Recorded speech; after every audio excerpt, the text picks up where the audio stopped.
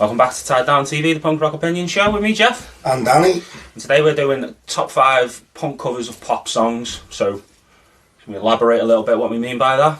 Yeah. Pop songs covered by punk bands. Yeah. But when you say pop, you just kind of mean generally songs that were maybe popular, charted in some way, whether that be an album track, B-side. Mm-hmm. Because obviously you can split hairs on a few songs probably and say, well, that's not quite pop, that's this or that. But generally speaking, yeah, but they were not punk tracks. Well, my list is certainly pop songs. I don't think there's any two ways about it.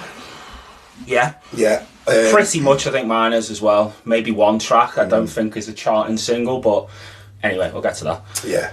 I think sometimes, first off, you gotta forgive me, I'm a bit hoarse today, but I think sometimes a lot of punk bands and metal bands can sometimes play covers for laughs. Yeah, definitely. No one I've picked here has it been played for laughs. Like, I think these are all great versions of already class songs. Yeah, I agree. So that's what I've gone for here. And I think there's some brilliant covers that have been done by punk bands. Oh, 100%. And the pool is massive to pick from, to be fair. Because when I was thinking about it, it just kept coming to me, and you just go, oh God, they did that, you know. Everyone's going to have a different answer for this. Yeah, like every person is going to have a different idea of what their favourite cover songs are. Yeah. There's some that you haven't picked that I expected you to, and I've seen your list and gone, fucking hell, you didn't pick that, okay. Mm-hmm. And it'd be the same for everyone else who took this, who did this. They, everyone would have their own opinions, wouldn't they? Yeah. So do you want to go first? Okay, so I'll kick it off. So the first one I've gone for Nights in White Satin by the Dickies. So Dickies released this in 1979 on their second album, Dawn of the Dickies, I think it's called. It was originally by the Moody Blues from 1967. Which is a brilliant song. Absolutely stunning song. I've never heard this one. Oh, yeah, no, so I've never heard this version. And I can't imagine it being done by a punk band ever. So that's the thing, Moody Blues version, fucking gorgeous song, absolutely amazing. Definitely one of the best songs of its period. The Dickies take it and they twist it enough so that it is almost a slightly different song, but it isn't. It's quite clearly that song. I'm going to have to listen to it because I'm very intrigued. Very intrigued. One of the sort of like more undersung bands of the late 70s punk, I think. Mm-hmm. But I think a lot of the times they're overlooked because of this. They do a cover of Paranoid as well. And obviously their most famous would be the Banana Splits thing. Yeah. But they actually are a really fucking good band. But like I said, I picked this. This was one of the first ones that came to me. And I thought, I love this. Like, I heard this years and years ago, and my dad loved the Moody Blues, and so I'd heard Nights in White Satin since I was a very young kid. Loved the song. Yeah. And when I heard this version, I did think like, it's quite cool. Like, it is definitely it's punky enough. Like, and like I say, they've kind of changed it a little bit, made it's more poppy sounding almost. But I just can't imagine. I definitely need to hear this. I'll stick it on for you when we're done. But that's my number one pick. Like I say, it's just fucking. I think it's fucking brilliant. Like, it's very well done. The Dickies, Nights in White Satin. Mm-hmm. I've gone for Ramones' version of "Baby I Love You" by the Ronnettes off their End of the Century album. Now, I think it's a brilliant version. Ronnettes, I think, are one of the greatest pop groups ever. Yeah. Now, funnily enough, while I was reading up this week, I found out some things about the cover that was a little bit, I guess in my romanticised rock and roll mind, being how the Ramones are and what has influenced them and stuff, I kind of, in my mind, thought they'd love to cover a song like "Baby I Love You" by the Ronnettes. Yeah, especially working with Phil Spector. Of course. Now, doing a bit of research, I was shocked to find that apparently Phil Spector held the band at gunpoint and forced them to. I did not know this. Yeah. And apparently, and even more shocking, Joey Ramone hated it. Yeah, I've heard that as well. And when I read these things, I was a little bit gutted actually. I was what? Yeah. Because it was one of those things that it's like two worlds for you kind of meeting as well. Yeah. Like. And I never knew it. And I read about this and I thought, how can you hate anything by the Ronnettes? How can you hate anything by the Ronnettes if you're the Ramones? Especially knowing, there's some big fans and all that stuff. Yeah, like. And I just thought, first off, I'd recommend any music fan to go out and get the album The Ronnettes featuring Veronica, because it's just one of the greatest pop albums ever. But the Ramones do a really good version. It's a really, really, it's a really good version. And with Ronnie Spector, you're thinking about one of the most unique pop singing voices. And with Joey Ramone, you're thinking about one of the most unique punk voices. Yeah. He's probably the only vocalist in punk who could have pulled it off. And he does do. He does it really well. But when I found out this little sub story that I knew nothing about up until recently, I was devastated. I was like, oh, what? But yeah, nice. It's a really good, it's a really brilliant song, and they do a really brilliant version of it. I concur. Baby I Love You, the Ronnettes, performed by the Ramones off their End of the Century album. Nicely done. So pick number 2, I've gone for I Fought the Law by the Dead Kennedys, not the Clash. So, yeah, I know. The Clash version's fucking outstanding. So the reason, a couple of reasons really why I picked the Dead Kennedys version. So first off, I heard this when I was quite young. I actually don't know which one I'd heard first, because I got into both bands around the same time, because the same person gave me Convenience to Give Me Death by the Dead Kennedys and a Clash compilation when I was, mid-teens, young to mid-teens. So not knowing as much about the Clash, but obviously the hit singles at the time. So I don't know which one I heard first, but this one always stuck out to me. Now, when I was younger, he changed the lyrics. Obviously, he sings I Fought the Law and I Won. Now, to me, that's a very Dead Kennedys thing to say, and his obnoxious vocal sound, which I fucking love doing it. Now, when I dug a little deeper, I actually found out that he's not kind of singing about himself. It's not anything like that. So the lyrics have changed because it's about a San Francisco politician named Dan White in 1978. He went down to the town hall and he killed Harvey Milk, who was from the Board of Supervisors of the city, and he killed George Moscone, I think is how you pronounce it, who was the mayor of San Francisco. And I believe he had the intent to kill 2 other people. Quite clearly premeditated murder and got manslaughter. So Jelly Biafra changed the lyrics to this song. I'm not sure exactly, it came out on that comp in 86, but I'm pretty sure they must have recorded this in the late 70s, not long after this happened. Doesn't obviously come on any of their albums. So I just found that's quite an interesting story, and when you look into a little bit more, and you know what he's saying in the lyrics, and it correlates with the story, so I just think it's a fucking phenomenal version of a fucking phenomenal song, which I haven't actually mentioned, was originally by the Crickets, written in 1959, recorded in 1960, but the most famous version from that period is Bobby Fuller 4, in 1966, I think, who had a hit with it. And obviously the Clash as well. But like I say, I think I originally it was just because there's that sneering I fought the law and I won. And then at the end he sings it, I am the law and I won. And then when you know the backstory, like I say, it kind of just makes it even stand out a little bit more for me. So that's why I've picked the Dead Kennedys version of I Fought the Law. Yeah, the Clash version almost got onto my list, but my next pick though is the Sonics' take of Do You Love Me Now That I Can Dance by the Contours, written originally by Berry Gordy from 1962. Berry Gordy wrote this song because he quoted that he remembered a time when he was young where he couldn't get the girls because he couldn't dance, and he went off and he learned the mashed potato and the twist, and then he came back and he said, do you love me now that I can dance? Yeah, fair play. And I've got to say, the Contours version of this is one of the raunchiest, loudest rock and roll songs you could get from the early Motown period. And if you're gonna have a song as loud and as raunchy as that, and you're gonna cover it, you better have the loudest and raunchiest punk band. And I've always said the noisiest punk band I think are the Sonics. So it makes sense that they would cover this, and they just fucking crank it up even more. Shred it, don't they? His vocals, it's amazing. And it's just one of them. I mean, you look songs like "Do You Love Me" and "Shout" by the Isley Brothers. Yeah. It's heavy in its own way. But there's an innocence about that period of rock and roll that I just think it's of its time, and it's so pure. And a lot of the content of what the songs are about are something as little as love and getting the girl and doing this, and I just love that period. And my list does have a theme. I noticed as I was doing it that my list does have a theme. A lot of the songs I picked are kind of from that period. But yeah, the Contours, "Do You Love Me," their version by the Sonics is. They haven't changed much. They've just made it louder. Turned up to 11. So exactly, and it's blow your speaker time. It's fucking great. Yeah, nice pick.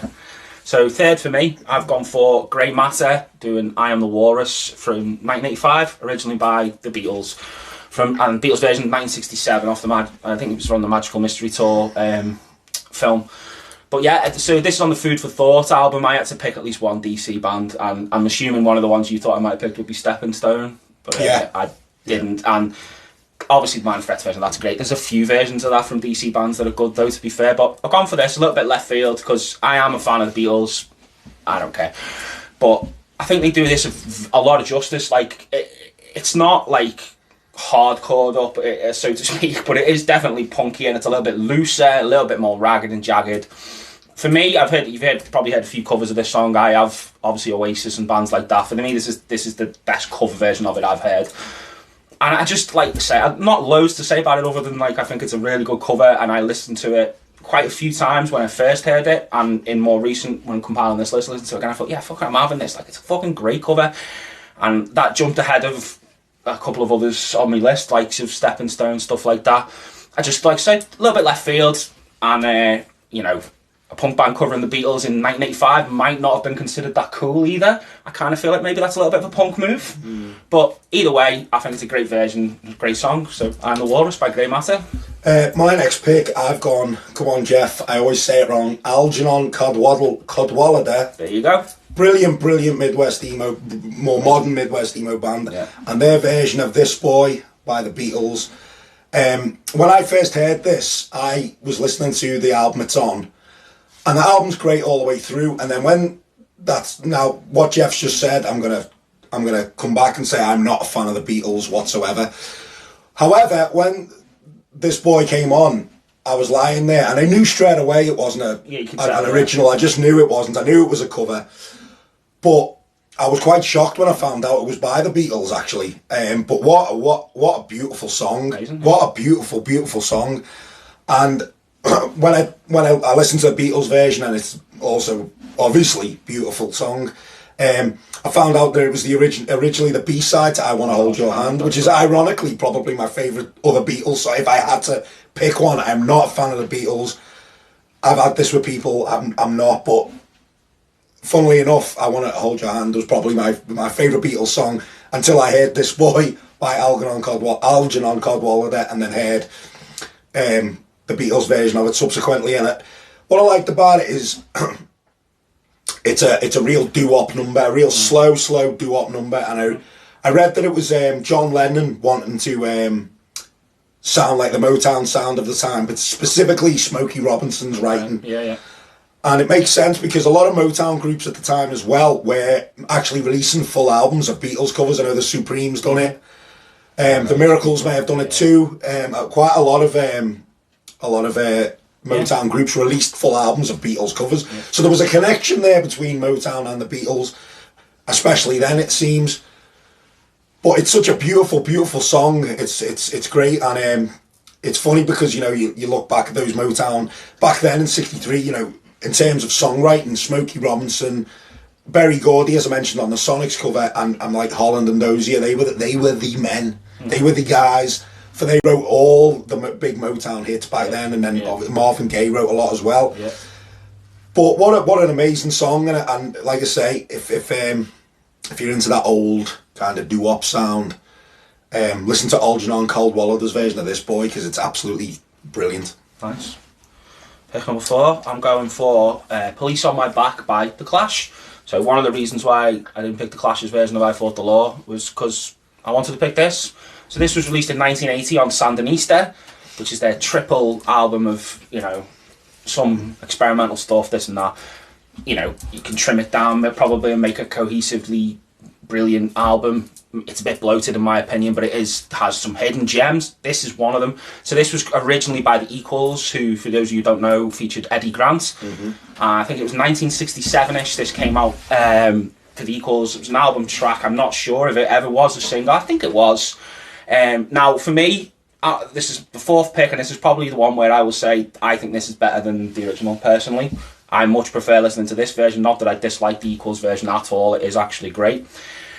I just think the Clash one's got so much energy behind it, and it's got that, like, so when he does that, what have I done? Like the Equals version, it's kind of whispered, and it just lacks a little bit of that punch, but I'd heard the Clash version first as well, so maybe that's the reason why. But like I say, yeah, this probably, out of all of the ones I've picked, and maybe my next choice as well, I actually prefer this version to the original. I think it's superior. Personally, like I say, absolutely fucking Clash anyway, but I just think the energy behind it, and it just kind of fits the Clash's aesthetic, you know, they're singing about running from the police and things like that. It just, I don't know, fucking amazing. Like I say, it's a standout track on Sandinista for me. A cover song, but they made it their own. The Clash, Police on My Back. My next pick is New York Dolls' version of Give Him a Great Big Kiss by the Shangri-las. It would make sense that the New York Dolls would cover the Shangri-las and particularly cover this song, I think, given where they're from, both groups are from. And they used the intro to one of their oldest songs. Well, on the first album. you've talked about the next thing I was going to say, but yeah, given that where they're both from, given the attitude of the New York Dolls, it was most famously said that the Supremes are the girls you would bring home to your mum. The Shangri-las are the girls who would rip your hair out. Yeah. Which I always thought was really cool. I always thought that made, given that, they got that attitude, they got that. Yeah. And the song does, the original song does open with one of the most iconic pieces of teen dialogue ever recorded in When I'm in Love, You Best Believe I'm in Love, LUV. They do a really good version of it. It's slightly changed a little bit to give her a great big kiss. I wish they kept it, actually. It wouldn't have surprised me, though, the Dolls doing that. Yeah, I kind of wish they had kept it to give him a great big kiss. Yeah. I think it would have it'd have been more of a fuck you than what they already did. And it literally, like I say, would it have been a surprise, you know what I mean? No, like, absolutely from not. the Dolls to absolutely do something like not. that. But it's, Give Him a Great Big Kiss is one of my favourite songs of all time. It was the one thing it's probably the one on my list that I don't think could ever. It's nowhere near as good still as the Shangri-las version. It's not. A lot of these ones I picked, they're good. They do a really good job. This is a good job as well, but that song is so unbelievably good for its time. Mm-hmm. It's one of the greatest pop songs ever written. It's one of the best arrangements ever written. The outro with the trumpets. Yeah. And the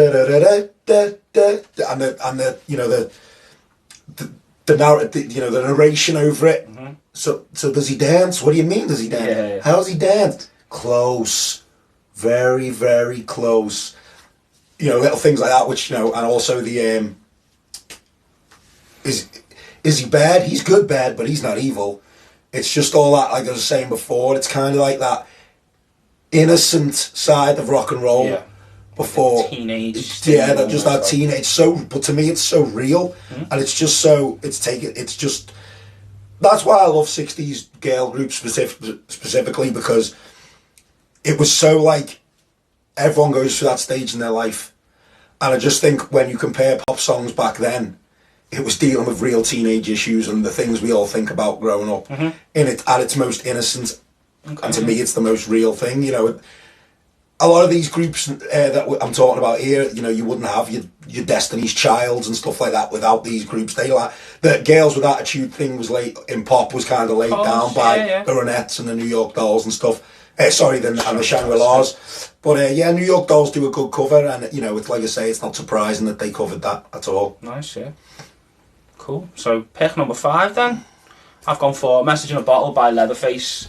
So Leatherface released this in '91. Police's version's from 1979, I think, off the first record. Like I said about the previous one with the Clash, I prefer this version to the Police version. I just think, Leatherface are a fucking great band anyway. It was like a bonus track on the Mush album, which when I had it on CD years back, it was on there. And on the vinyl version, it's not, because it was originally a B-side to what's it called? Not Superstitious. Anyway, I digress. But just the song is fucking faster. Obviously, his gruff vocal delivery just kind of fucking takes the song makes it their own. Even though the arrangement and that's not much different than the Police version at all. Just like I say, faster, pumped up. Got that Leatherface kind of sound to it. And like I say, I prefer it to the original. And to be honest, I can't believe this didn't come into my head earlier. This was the last one to make my list. And that's all I'm going to say about it, yeah. Oh. My last pick, I've gone for the Stranglers version of Walk On By Dion Warwick, written by the prolifically legendary Burt Bacharach. Mm-hmm. Now, if you're just a punk fan who watches this show, and you just Google the amount of hits Burt Bacharach has written for other people, he's written some of my favourite songs of all time, it's actually ridiculous when you look at all the songs Burt Bacharach has written for other people. You go down the list, and as you're going further down, going, holy shit, he wrote that as well, and it just seems to go on and on and on forever. Yeah. But Walk On by Dion Warwick, what an absolute standard for its time. But you know what? It's a cover that shouldn't work. When you listen to the Stranglers version, it shouldn't work. It's rocky. It makes use of organs, you know, kind of 60s organs, a lot of the 60s. Yeah, they used a lot of that. Even though it's like not from the 60s, but it uses a lot of like organs and stuff. And it shouldn't work. It's got a long kind of like instrumentation at the end as well. It drags it on for 6-something minutes. But it works. They do a really good job of it. And their use of harmonies, when you say goodbye, they do that justice. And they do it, and it's a really... That's a really like dreamy chorus that Dion Warwick sings. That it's just an incredible song. It's a beautifully written song, and they do a fucking good job of it. They really do. It's their own as well, but they stick to it enough that you know what it is. They keep the harmonies in there, but they make it rocky. It shouldn't work, but it does. So yeah, the Stranglers, Walk On By. Do you know what my favourite version of that song is?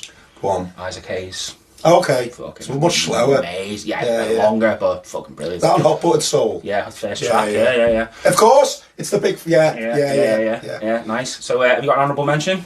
You know what? I'm going to step out of my teen 60s romance thing, and I'm going to go for A Message to You, Rudy by the Specials, originally by Dandy Livingstone. But you know what?